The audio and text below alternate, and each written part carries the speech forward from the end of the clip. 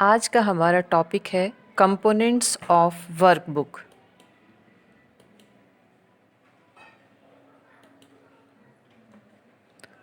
Spreadsheet. हम लोग computer में अलग अलग तरह के सॉफ्टवेयर का यूज़ करते हैं। अलग अलग फंक्शन के लिए अलग अलग सॉफ्टवेयर यूज़ होता है। जैसे हमें पेंटिंग करना है तो हम पेंट ब्रश यूज़ करते हैं।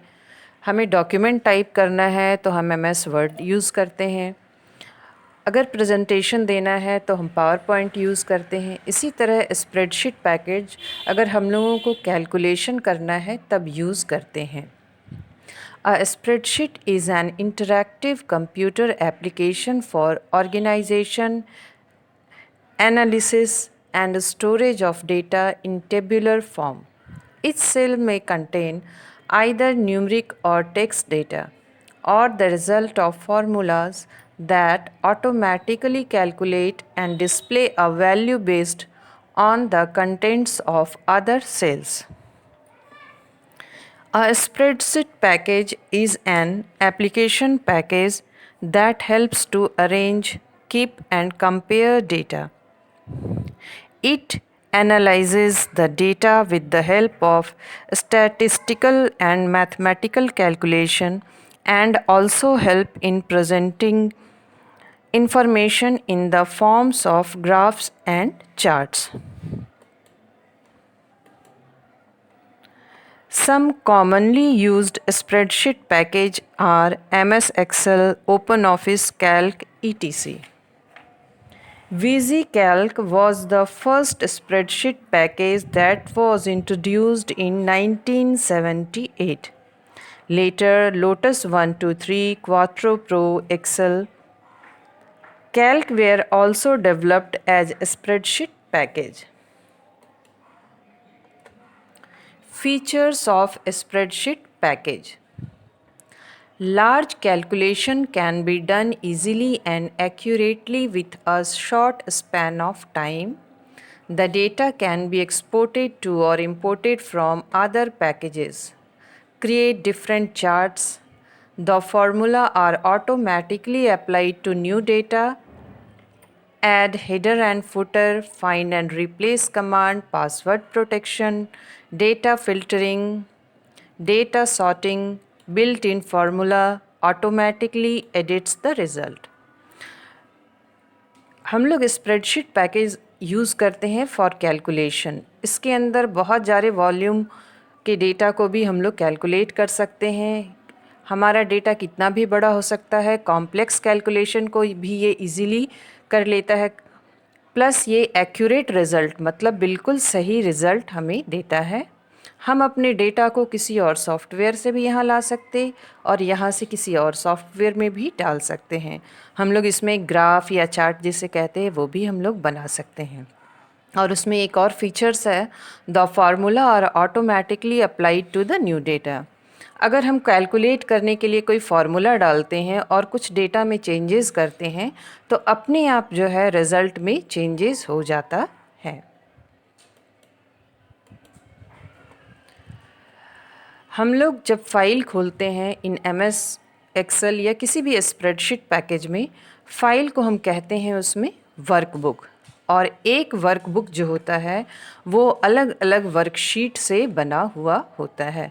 इसका कंपेयर हम कर सकते हैं एक बुक से। जैसे एक बुक में बहुत सारे पेजेस होते हैं, वैसे ही एक वर्कबुक में बहुत सारे वर्कशीट होते हैं।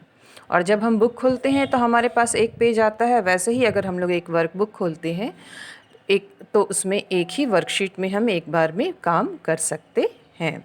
अब यहाँ पे हम लोग वर्कबुक का कंपोनेंट देख रहे हैं जिसमें हम लोगों को मेन ध्यान देना है। यहाँ नेम बॉक्स है, फॉर्मूला बार है, this is your active cell, sheet tab. अब हम लोग एक एक करके सबके बारे में जानेंगे। सबसे पहले आया हमारा वर्कबुक।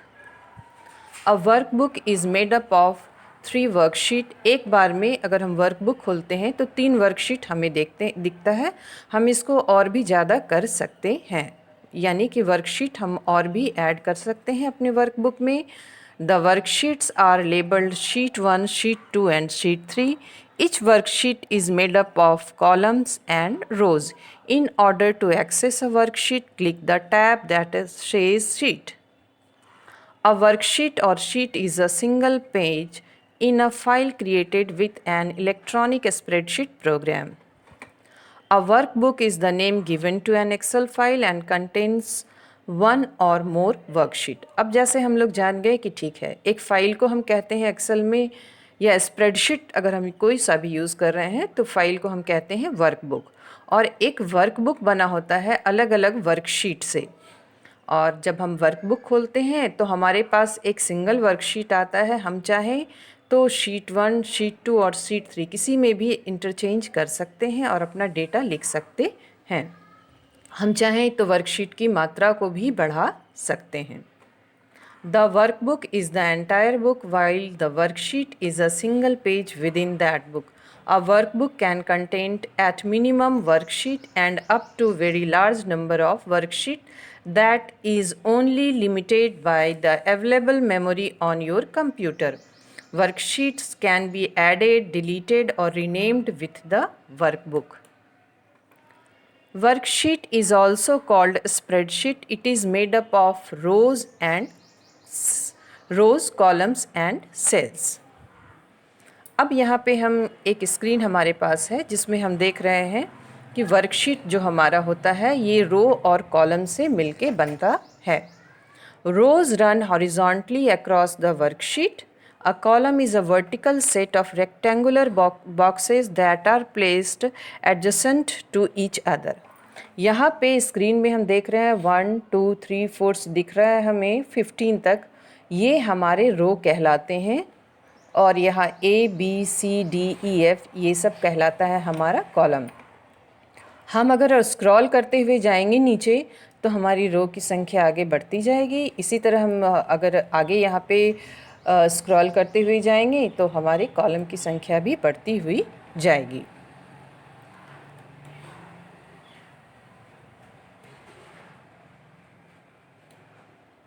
Cell.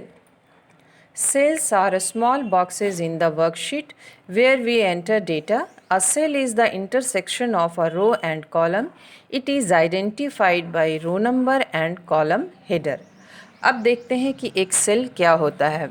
यहाँ पे हम लोगों को दिख रहा है ये इधर रो आई है, इधर यहाँ पे आपका कॉलम है। रो यहाँ पे 1 से लेके आपको दिख रहा है और इधर कॉलम है A, B, C, D इस तरह से। ये सेल जो होता है एक छोटा सा रेक्टेंगुलर बॉक्स, यहाँ जितने बॉक्सेस हैं छोटे छोटे दीज आर कॉल्ड सेल्स। और ये सेल जो एक बना हुआ है वो रो और कॉलम के इंटरसेक्शन से बना हुआ है। सपोज़ यहाँ पे हम माउस पॉइंटर रखते हैं तो अभी हमारा कॉलम है यहाँ पे A और रो है 4, तो ये सेल जो हुआ ये A4 कहलाया। फिर इसके बगल वाला जो सेल है ये B4 कहलाया, फिर ये जो इसके बगल वाला है वो C4 कहलाया। A cell pointer or selected cell. An active cell is a rectangular box highlighting the cell in a spreadsheet. You can move the cell pointer by pressing the arrow keys or enter on your keyboard, or you can click on any cell using your computer mouse. Cell pointer, यहाँ पे हम लोग देख रहे हैं active cell लिखा हुआ है और इस सेल का एड्रेस है A1। A मतलब यहाँ कॉलम क्या है आपका A और रो है 1, तो ये सेल इस सेल का एड्रेस हुआ A1। और चूँकि ये हाईलाइटेड है अभी हम कोई भी चीज़ या कोई भी डेटा एंटर करेंगे तो ये A1 में लिखाएगा। तो ये जो हाईलाइटेड सेल है ये कहलाता है हमारा एक्टिव सेल। अगर हम माउस पॉइंटर के द्वारा या कीबोर्ड के द्वारा एरो कीज से अगर हम लोग अपना माउस पॉइंटर चेंज कर लेते हैं, क्लिक करते हैं कहीं और, तो एक्टिव सेल कोई और हो जाएगा और जो भी डेटा हम एंटर करेंगे उस पर्टिकुलर सेल में जाके एंटर होगा। A cell reference or cell address is an alphanumeric value used to identify a specified cell in a spreadsheet. Each cell reference contains one or more letters followed by a number. The letter or letters identify the column and the number represent the row.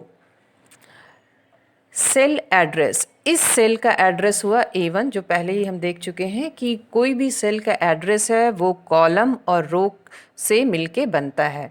ये हमारा column है D और ये रो है 1, तो इस cell का address हुआ D1। सेम है, अगर यहाँ पे हम माउस पॉइंटर रख रहे हैं तो इस सेल का एड्रेस, ये कॉलम हुआ O और ये रो हुआ 1, तो इस सेल का एड्रेस होगा O1। तो हर एक सेल का अपना एक अलग एड्रेस होता है, यूनिक एड्रेस होता है। The name box displays the cell that is currently selected in the spreadsheet। देखिए नेम बॉक्स जो है यहाँ पे डिस्प्ले हो रहा है, यहाँ पे लिखा हुआ है A1, यानी कि हमारा सेल पॉइंटर कहाँ पे है, A1 में, तो नेम बॉक्स में आएगा A1।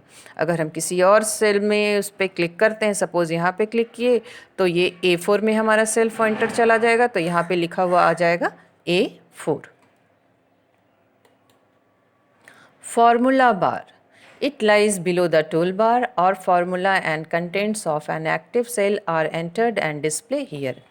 ये हमारा फार्मूला बार होता है, और कोई भी चीज़ अगर हम एंटर करते हैं या फिर कोई फार्मूला भी एंटर करते हैं तो वो हमारा फार्मूला बार में आ जाता है।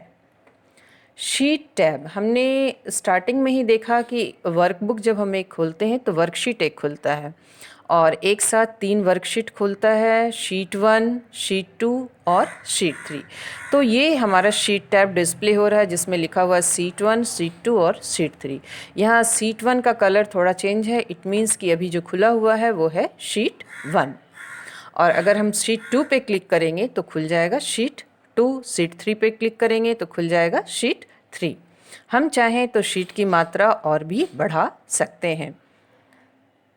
डेटा इन स्प्रेडशीट, अब स्प्रेडशीट में हम लोग क्या क्या एंटर कर सकते हैं, कौन सा डेटा एंटर कर सकते हैं। 3 तरह का डेटा हम लोग इसमें एंटर कर सकते हैं, numeric data, alpha numeric data, date and time. Numeric data consist of digit 0 to 9, exponential, decimal and numerical operators like plus, minus, etc. Alpha numeric data are the data which are textual in nature. It refers to the data which is a combination of alphabets, space, digits or other character. We can also insert date and time in our spreadsheet.